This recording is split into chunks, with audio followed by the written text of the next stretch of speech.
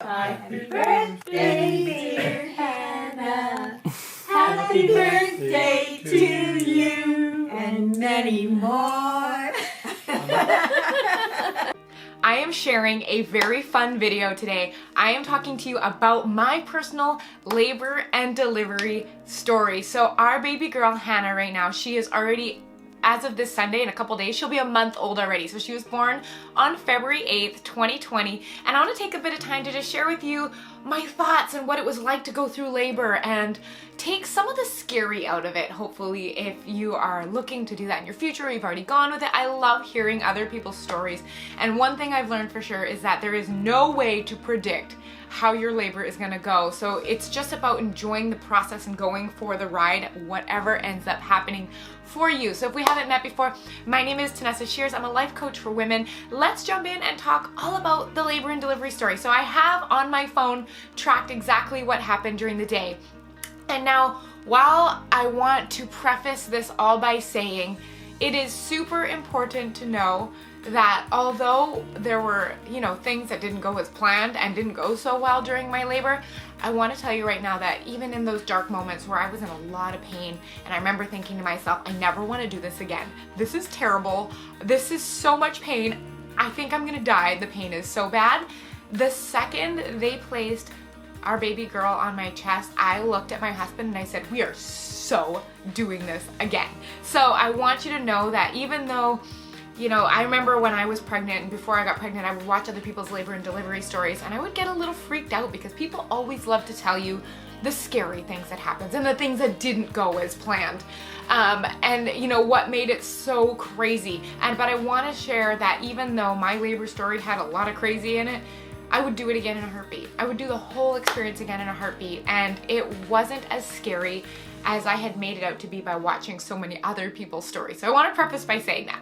So what we had done was we had a chat going the entire time I was in labor, and it was a WhatsApp chat group called, Labor Updates, and my husband had added his sisters and my mom and my sister to this group and was updating them as, I got admitted to the hospital and as I started contractions and all of these things. He was updating them the entire time during my labor. So I basically had a moment by moment replay of my labor after the fact. I got to see photos as they happened in live time. I got to see minute by minute, oh, this is how far along she is. This is what's happening now. We're moving rooms. And it was so cool because one of the weirdest things about labor is that I don't remember giant chunks of it. And I have a feeling that that's the female body protecting us from remembering how hard it was in the moment so that we go back and do it again.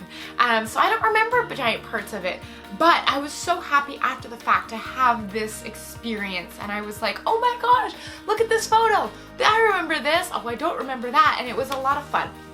So from that, what I did is I went to the chat and made a minute by minute update of exactly what happened during labor. So let's jump right in. So we were at my parents' house on the night I went into labor, and we went over for, just a hangout night, and it was about probably 7 or 8 p.m. and I started noticing that I was getting Braxton Hicks contractions. And Braxton Hicks contractions are the body's practice contractions. So basically what it just feels like is your stomach goes hard. Nothing hurts, but it just kind of tightens up. If you were to kind of like clench your glutes, that's kind of what I mean. It's just a little bit of a tightening. There's no pain to it. And I noticed that, and we were, hanging out during the night, and I was starting to notice that these contractions, they were happening a little more often than normal, but I'd been getting them for weeks anyway, so I didn't think anything of it. And I want to keep in mind that I was 6 days overdue already. So I had passed due date by 6 days. So I was supposed to be due on a Saturday, and it was already the Friday following, and she hadn't come yet. And that morning I had actually gone in for what they call a non-stress test, where they just hook a heart rate monitor up to the baby over my stomach, and what they do is they'd watch her heart rate. And so I did that, and I did an ultrasound, everything was fine, but we had scheduled an induction for the following Monday. So this was on a Friday. And they were like, if she's already 10 days overdue, we've got to get her out. So we would schedule that on for the Monday following. So we were on a Friday right now. And we had gone for the stress test. Everything was healthy. Fluid levels are great. No reason to rush her out. But we were sitting there that night and I started noticing, these are becoming a little more regular. That's interesting. And then it got to the point, you know, where I was kind of watching my cell phone and, you know, the clock that's on the microwave, and I noticed that every time I had a tightening, I could almost like guarantee I could look at one of the clocks and see that the time was like, you know, 9:49, 9:59, 10:09, and I was like, oh, these are really consistent. That's really funny. But they were 10 minutes apart and they didn't hurt, and I didn't think anything of it. So, you know, we wrapped up the night and we were all like, oh, wouldn't that be funny if we went into labor tonight? And then what ended up happening is we got home at 11:30 at night, and I started to notice that all of a sudden these Braxton Hicks contractions were coming 5 minutes apart super regularly, and it had sped up very quickly, and we were like, oh my gosh, wouldn't this be funny if this was it? Because I was like waiting for some sign, like, oh my gosh, my water will break, or, you know, I'm just gonna feel that today's the day we're gonna go into labor. But none of that ever happened. So I was like, okay, maybe this is it, but I'm not too sure. Sure, you know, it's 11:30, we got ready for bed, we hopped into bed around, you know, midnight, and I'm sleeping, or I'm trying to sleep, me and my husband, but these contractions are starting to get a little stronger, and I'm like, oh my gosh, I wonder if this is it. And I couldn't sleep because I was so excited. But the contractions were also getting to the point where they would wake me up every 5 minutes. So I never actually fell asleep. And I was like, oh my gosh, I think this might be it. But I had this thing that I was like, I want to go to the hospital with clean hair. And it was like, you know, I hadn't washed my hair in a couple days. And I was like, well, if this ends up being it, I want to have clean hair. So I got up at like 1 in the morning and went and had a shower and blow dried my hair and did all the things so that if I went into labor, I'd at least have clean hair. And that was kind of the joke we had. So I had my clean hair, and by this point the contractions were getting really, really strong, to the point where I had to, like, I remember leaning against the shower wall with the water hitting my back, and I remember having to go quiet and inside and really start breathing and keep everything really relaxed. And I remember having to start doing that, and I was like, oh my gosh, we need to start timing the contractions on the app. So they started coming about, you know, 30 seconds long, 3 minutes apart. And I was like, oh my gosh, this is actually happening. So what we ended up doing was like, oh my God, we need to pack the rest of the hospital bag, the stuff that hadn't been packed. We need to grab the makeup, and we need, you know, the deodorant, all the stuff in the toothbrush, the stuff that's been sitting in the drawer. So we started packing our bags, you know, between every 3 minutes, I start to have a contraction, and then I'd go back and pack. And then, so we were doing this on and off until about 2 in the morning. And so at about 2 in the morning, all up until then, it was great. We were cleaning the house like crazy. We had packed our bag. I had gone downstairs and like scrubbing the kitchen. We were emptying the dishwasher. We were doing dishes. And I remember wiping the counter, feeling a contraction, hands on the counter. All right, we're good. Back to cleaning the counter. And we had the house like spick and span. I was like, we're going into labor. It's like when you go on a vacation, you want to come home to a clean house. That's how I felt. I felt like I want to come home with a new baby. Let's come home to a completely clean house. So in between contractions for like 3 hours, we cleaned the house. And it was so funny. We're getting a good giggle out of it. But I remember around like 2:30, we really started to notice that my contractions were about, I'd say about 2 minutes apart, lasting almost, you know, 45 seconds. So at this point, we called the birthing suite at the hospital, and we're like, hey, here's the contraction timing. When should we come in? And they're like, well, when they're every 5 minutes apart for 1 minute for a full hour, that's when you should come in. Based on the fact that your contractions are only, you know, 40 seconds, don't come in yet. And I was like, okay. All right, sounds good. So anyways, the house has been cleaned. I'm walking around the house, and at this point, the contractions are getting super painful, to the point where I'm having to go completely silent in between, you know, the breaks that I was getting between my contractions, and everything was like, oh my gosh, my back was sore, my uterus was cramping so hard, and I was like, oh my gosh, this is awful. And then it got to the point where my contractions were around 50 seconds long, but they were coming like, you know, a minute and a half, 2 minutes apart. But the worst part, why we ended up calling the birthing unit again, is because I was getting really nauseous in between my contractions. Like, I would have a contraction, and then you're supposed to get a break, you know, where you feel normal until your next contraction. But no, I would get so nauseous, and the only way the nausea would clear was another contraction. So I was basically going from contraction to nausea. So I remember sitting on the floor with my head on the bed and saying to my husband, like, call them again, you need to tell them what's up. And I always had this fear, like so many people have told me, there's nothing worse than going to the hospital, getting in there, them checking you, and they're being like, sorry, you have to go home. You're not far enough along. And I really was trying to be tough and wait until I got into labor fully so I wouldn't get sent home. So when my husband called the birthing unit again at about 4 in the morning, and keep in mind by this point, I've had no sleep now. I haven't slept since Thursday night. It's now 4 a.m. Friday morning. And he's like, she's really nauseous. She can barely stand up right now. Can we come in? And they're like, yeah, but I mean, take your time. Don't rush in here. Her contractions aren't, you know, a full hour of being a minute long yet.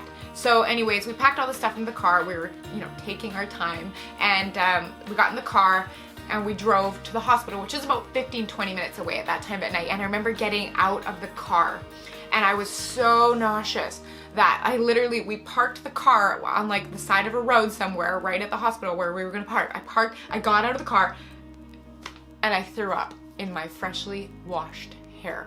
I was so nauseous from the pain. The pain was so intense that as soon as it would pass, I would start throwing up. And I was like, oh, this is disgusting. Now I just smell. I'm not clean anymore. I'm so nauseous. And I threw up, I think, twice outside, and it took me a couple of minutes to get into the ER. And by the time I was there, I was so nauseous. I couldn't even speak to the girl in admitting. I just had to like close my eyes, breathe. I was leaning against the wall in the ER. I was the pain was quite intense by that point, and I wasn't even getting the relief between contractions because I was just getting sick over and over again. And it even got to the point where I didn't have anything left to throw up, so I was just dry heaving, and I was like, oh my gosh. So we finally got admitted to the hospital, and we went upstairs to labor and delivery, and they checked me. So what they do is periodically when you're in the birthing suites, they'll check to see how dilated your cervix is. So that's basically how much it's opened, and it needs to open to 10 centimeters in order for baby to come through. So they checked me and they were like, ooh, yeah, you're only 1 centimeter, so you're gonna have to come back. We admit you at about 4 centimeters dilated. And I was like, oh my gosh, I've been throwing up from the pain. It's so intense right now. What do you mean I have to go home? I have to go home and come all the way back? There's no way. And so I was like, I couldn't have gotten out of the hospital if I tried, because I was basically on the ground in pain or throwing up. Like, I don't know how I was supposed to make it back to the car, get in, go home, suffer at home, and come back, right? So what I ended up doing was opting for some pain relief. So I ended up getting a morphine Gravol compilation. So we did end up getting to the hospital at 5:30. We requested right away, get me some pain relief because I need to stop throwing up because I was dehydrating myself. So we requested that, and the pain relief didn't show up. The morphine injection didn't show up until 8 a.m. So I laid there with my eyes closed, barely conscious, and the nurse tells me, oh yeah, the way baby's facing, you're having back labor right now. So it's gonna be a little more intense. So basically what back labor means is that baby's coming head down in a way in which her back is next to my back. So babies are supposed to come out face down, but she was flipped, so she was face up. So I was having back labor, plenty of it, so painful, and I couldn't get any pain relief for like almost 3 hours. So they finally gave me the morphine and the Gravol, and at this point I was like, oh my gosh, I can just rest. And so what I was able to do was close my eyes and manage the pain. And one of the nurses was a wonderful woman. She taught my husband how to help with back labor. And there's this specific spot, if he was able to press on my tailbone like this during the contractions, if he was able to press there, I just got a little bit of relief. And I remember there were some times where he was like updating on his phone, the labor chat group, like, hey, she just got the morphine, blah, blah, blah, blah, blah, blah. And I could tell he was texting during my contractions, and I was like, please focus, because like when he was doing this, it would stop for a little bit while he was texting, and I was just in so much pain. So basically they were like, well, we're gonna give you the morphine, then you have to go home. But they luckily let me stay for an hour and just let me like relax and stop throwing up for a little bit so I could get rehydrated. And then the wonderful thing is they came back in to check me at about 9 a.m. and they were like, you're 3 to 4 centimeters dilated, we can admit you. And I remember just being like, yes, I don't have to go home, because I basically would have walked out of the birthing suite into the hallway, sat down on the floor, and passed out there because I was in so much pain. So basically we got admitted at 9 a.m. And what we then got to do was move into the actual room that baby girl was gonna be born in. And I had already said, like, give me an epidural, please.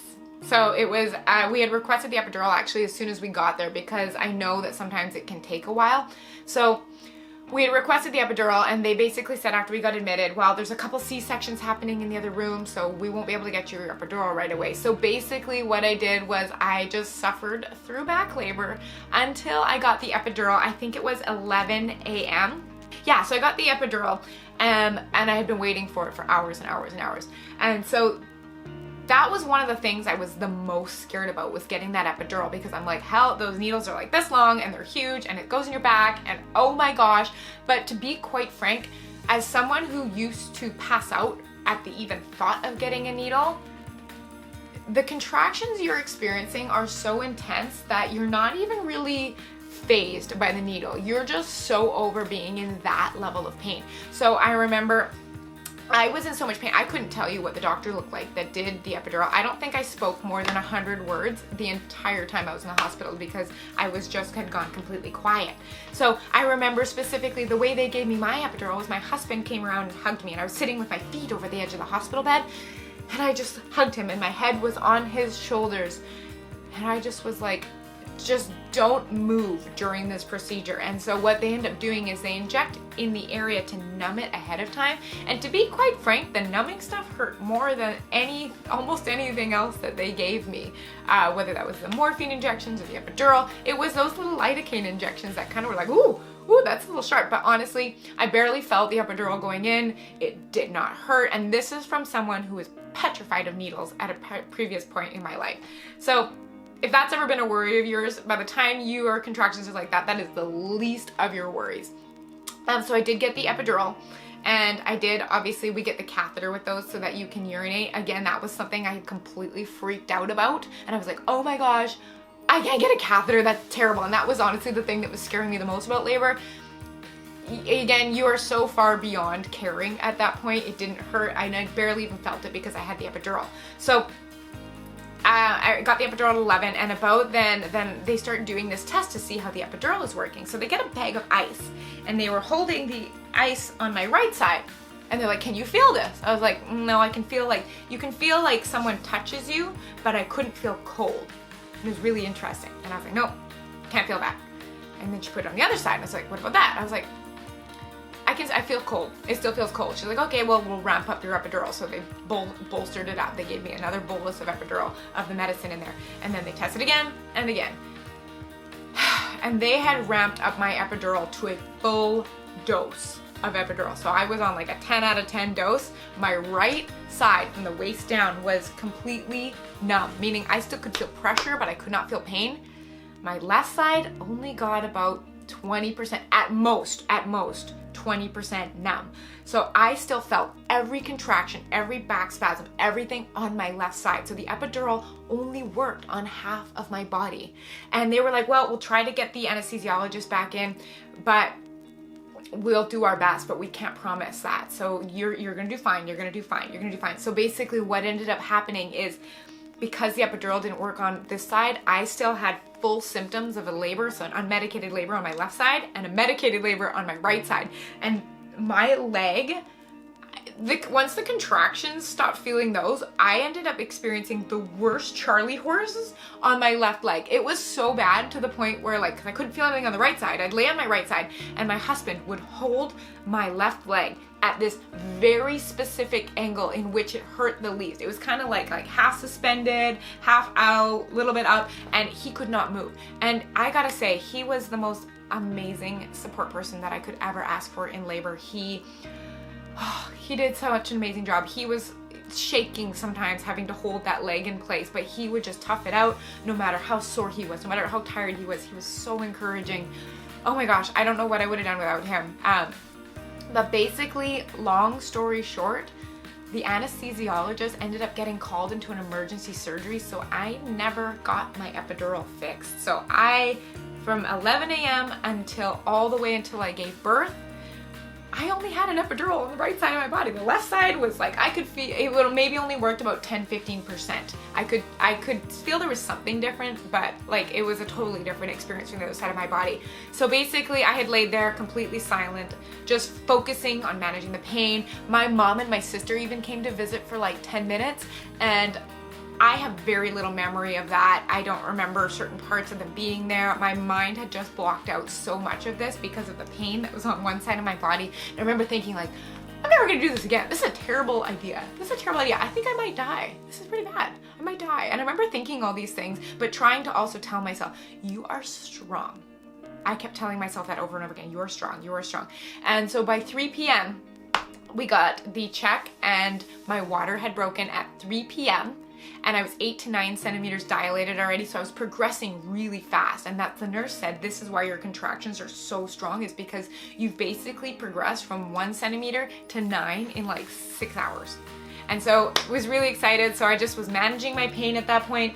And then all of a sudden she checks me at about 4:45 p.m. and she's like, you are 10 centimeters dilated. We are good to go. And the weirdest thing happened. I don't know if it was adrenaline or what happened, what came over me, but I like snapped back. I was fully alert and lucid. I could see things clearly. The pain went away. I don't know what happened. It was like, it's go time. I'm ready to push. Let's get going. So essentially, you know, beyond that, we started pushing at about, 5:10 at night, and the doctor comes into the room and he says, there's a girl in the other room and she got here about the same time as you, and she's been, progressing about the same rate as you, and she's just ready to start pushing now. You guys are like having the exact same labor. But we think she's gonna be able to push out baby a little bit faster. And I looked at him and I was like, but doc, I'm really competitive. I'm gonna win. I bet you I can push my baby out faster than she can. And he was like, all right, well, we'll see. So basically what they had me do is they had me get ready to push. They had me holding on to this blanket that they had hooked around this big bar that they hooked up to the bed.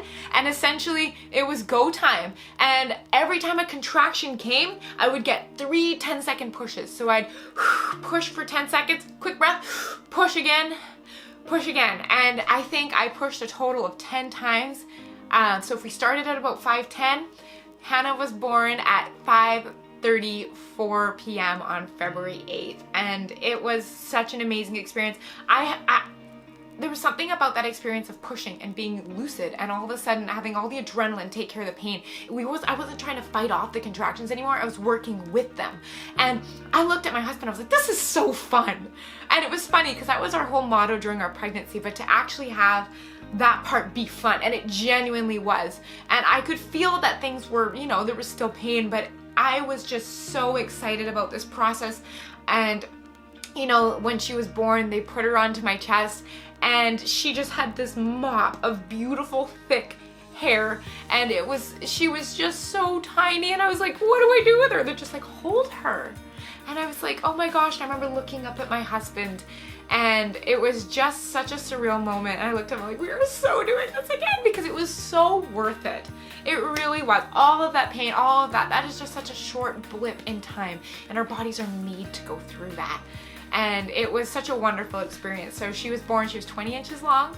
She was 6 pounds and 13 ounces, so she was just little, and already being a week over late. So by the time she arrived, she was a full week overdue. We didn't have to do the induction or anything like that.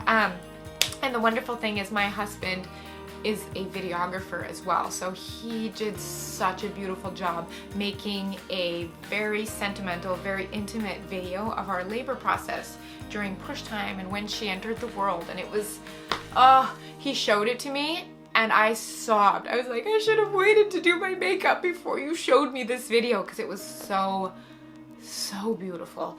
But yeah, so that was my labor and delivery story. Between the contractions and puking and the epidural not working on one side and experiencing, unmedicated back labor the entire time, it was a process and a half. But I cannot tell you how fast the time felt, because I just remember it being like, how is it already 4 in the afternoon? We came in here 12 hours ago. So I mean, from very, very, very first Braxton Hicks contraction, the whole thing was 18 hours. I was in active labor, I think, for 7, and she came out in about 25 minutes.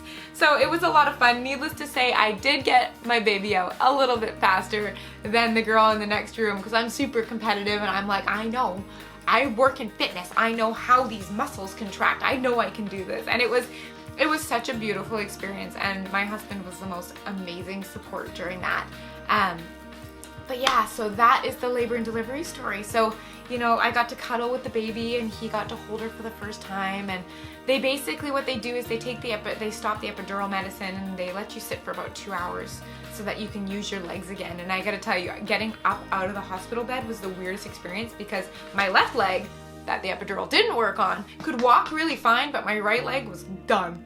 I had no strength, no control over it. So I was basically one-legged hopping, and you know, they make you take a shower and stuff like that, and they just, you know, get you cleaned up and they get you in your gown and they transport you down to the recovery room. So we were in the birthing suite for probably 2 to 3 hours after, and then we transported down, and after that, you know, my family and my husband's family, they all came and visited us, and it was so wonderful introducing our little baby girl to all of her aunts and uncles and grandmas and grandpas for the first time.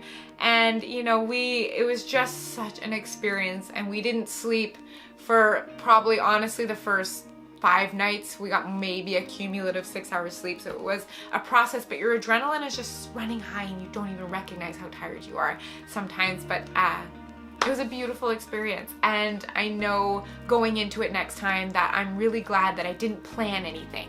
Like, I didn't decide to do, you know, this way or that way or have this happen or medicated or I just let it go. Going through labor is something that you cannot plan, you cannot control, and you cannot predict. And had I known ahead of time or been able to predict that half my epidural wouldn't work, I would have been so scared. But going through that, even that was not something that I would have worried about. I would do it again in a heartbeat. And going into my next labor, whenever that might be, I will know now that I can just rely on the strength of my body to get me through it, because honestly, your brain just vacates the building and your body takes over and does what women's bodies have been doing for so many years. So I hope you have enjoyed the labor and delivery story. Our little baby girl is Hannah Flynn Flores. So if you want to share your story, just definitely leave a comment below, or something you expected or didn't expect with your labor, or if you know what your fears are coming up if you are going into labor or you're thinking about getting pregnant. And I just gotta say that so much of our fears, really just let the moment be what it is, because there's nothing you can do to control it anyways. And everyone's labors turn out, whether they're C-section or not, or a vaginal birth, whether you're medicated or unmedicated, home or at the hospital, everything happens exactly as it's supposed to. So I hope that you have a beautiful week, and thanks for, you know, hanging out and checking out the labor and delivery story of our little baby girl. I'm so excited to just get back into everything from business to, you know, workouts when that starts happening, eating salads again, all of the things that I missed out on during pregnancy just because of how much my body had changed. So we will talk later, and take care. We'll talk soon. Bye.